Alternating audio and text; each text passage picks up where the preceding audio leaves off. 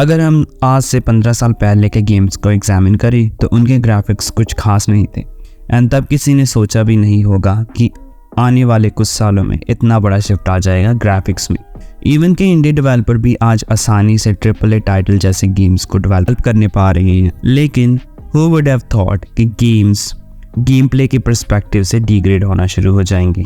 Recent years में काफ़ी सारे गेम्स जैसे कि मार्वल्स एवेंजर्स, फोरस्पोकन एंड रेडफॉल फ्लॉप हो गए, लेकिन इन गेम्स के ग्राफिक्स तो काफ़ी ज़्यादा अच्छे थे और काफ़ी बड़ा बजट होने के कारण भी दे फेल्ड। Bethesda का one of the most ambitious project Starfield, जिस पर उसने ऑलमोस्ट 7 years काम किया and nobody is talking about it anymore. Even उसको भी लगभग फ्लॉप ही माना जा रहा है। हेलो, मेरा नाम है सनी वेरेड and today we ask why are so many games are graphical enhanced disasters. But before we dive into this video, make sure to hit the subscribe button and ring the notification bell so you never miss out on our videos.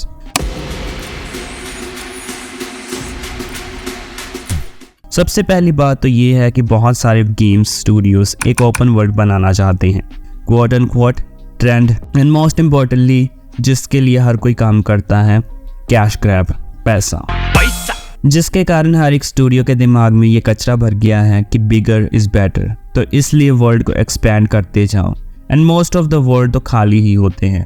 But जो major problem होती है वो है कि massive world को build करने के चक्कर में गेम्स की टेस्टिंग सही तरीके से नहीं हो पाती एंड अंडरकुक्ड या ब्रोकन गेम्स को रिलीज कर दिया जाता है। अगर तुम लोगों ने असैसिन क्रीड ओडिसी को खेला होगा तो उसका वर्ल्ड बहुत ज़्यादा मैसिव था एंड लिटरली उस गेम में कुछ भी नहीं था स्पेशल करने के लिए रादर देन रिपेटिटिव ग्राइंड, जिसकी वजह से हर एक गेम की रिलीज के बाद एक बड़ा सा Day 1 पैच रिलीज होता है। लाइक ओल्ड स्कूल गेम में कोई भी पैच नहीं होता था, वो ऑलमोस्ट परफेक्ट होती थी क्योंकि उनकी कोई बग फिक्स करने की ज़रूरत नहीं पड़ती थी। एंड इसका सिंपल आंसर है कि वो गेम्स काफ़ी ज़्यादा स्मॉल साइज में बनाई जाती थी एंड स्मॉल डेवलपमेंट टीम्स उन पर काम करती थी। ऐसा कभी तुमने सुना है कि पोकेमॉन खेल रहे हो एंड बग और ग्लिचेस में हो एंड सडनली तुम्हें एक मैसेज आए कि एक नया पैच रिलीज हुआ है, तुम्हें वो इंस्टॉल करना पड़ेगा। बट आज के टाइम में बनाया कोई AAA गेम हो, Day 1 पैच के बिना वो रिलीज ही नहीं करते। अब क्योंकि गेम्स आर मैसिव तो ऑब्वियसली उनका डेवलपमेंट भी मैसिव होगा।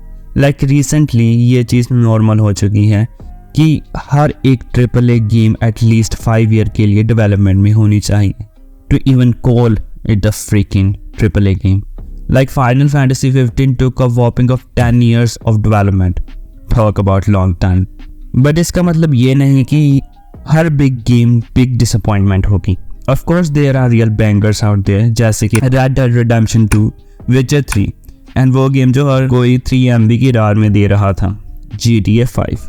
अब क्योंकि उनका टाइम पीरियड ज़्यादा होता है तो हाइप भी बढ़ जाती है, बट सबको मालूम है उससे अनरियलिस्टिक एक्सपेक्टेशन ही बिल्डअप होगी जो कि कंपनी फुलफिल नहीं कर पाएंगी।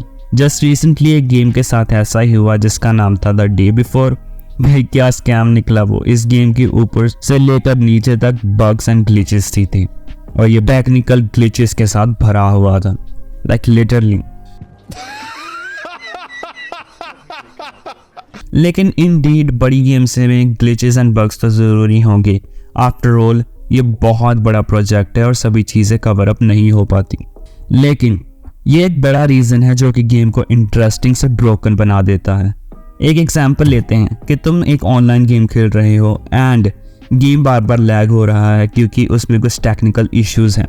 आई डोंट थिंक कि तुम फिर से उस गेम को खेलने लगोगे अनलेस इशू रिजॉल्व नहीं हो जाता, क्योंकि games are meant to be fun. If it's not fun, why bother?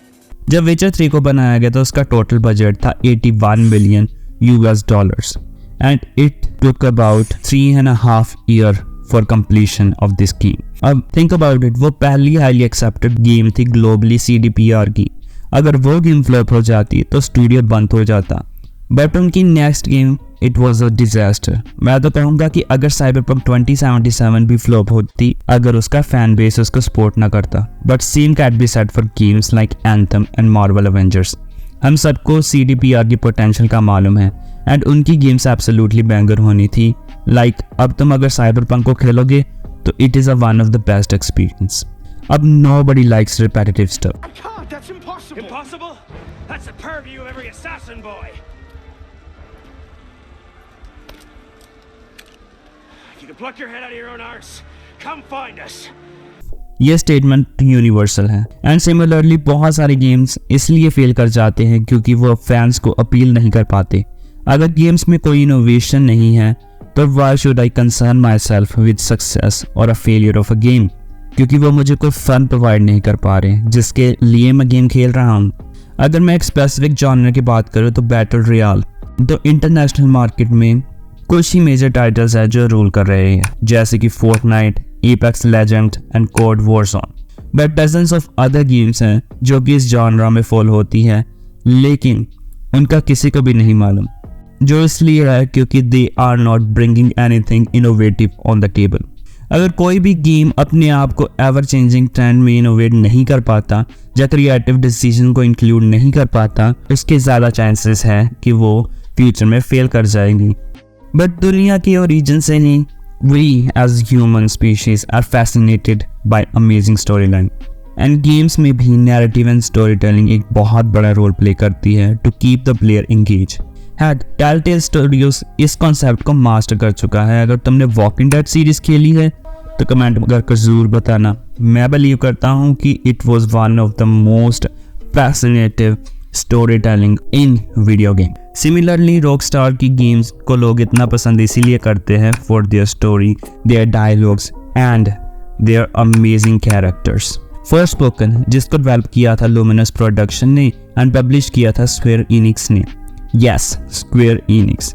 Spoilers alert, इनकी पहले भी काफ़ी सारी गेम्स फ्लॉप हुई है, but this game was massive dump in shit for Square Enix क्योंकि it was an ambitious project. This game is still mock for its dialogue, storytelling, and of course, the technical issues. Can they actually just not get around obstacles?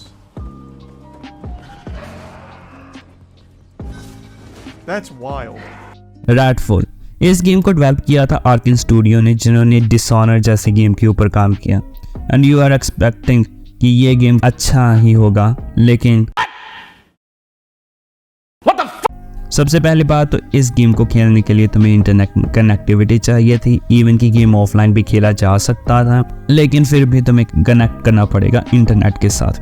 ये game Xbox के newer gen console पर launch हुआ था, लेकिन it was stuck at 30 FPS। Of course अभी तो इसका update आ गया है जिसमें 60 FPS का सपोर्ट मिल गया है, बट तुम लॉन्च कर रही हो ये गेम 30 FPS पर। चलो एक बार के लिए हम इस चीज़ को एक्सेप्ट भी कर लेते हैं, लेकिन why it is not completed, वो गेम बन गया है जो अब किसी को भी याद नहीं है। इवन इस गेम के डेव्स भी इस गेम को बंद करना चाहते थे। थिंक कि गेम क्या शिट होगा कि इसके डेव्स भी इस गेम को कैंसिल करना चाहते हैं। End of the day game industry भी एक बिजनेस है एंड हर कोई अपने बिजनेस से प्रॉफिट बनाना चाहता है, बट इसकी वजह से often time rust and undercooked games release की जाती हैं, एंड जो कि एक न्यू गेम जिसके पास एक्चुअल पोटेंशियल होता है to turn into a franchise, bad management के कारण it dissolve into forgetful ventures of bug and glitches. But hey, अगर आपने यहाँ तक वीडियो को देख ही लिया है तो मैंने यूबीसॉफ्ट की सक्सेस के ऊपर भी वीडियो बनाया है, उससे भी चेक करना and spam that like button. मैं मिलता हूँ आपको नई वीडियो में। पीस।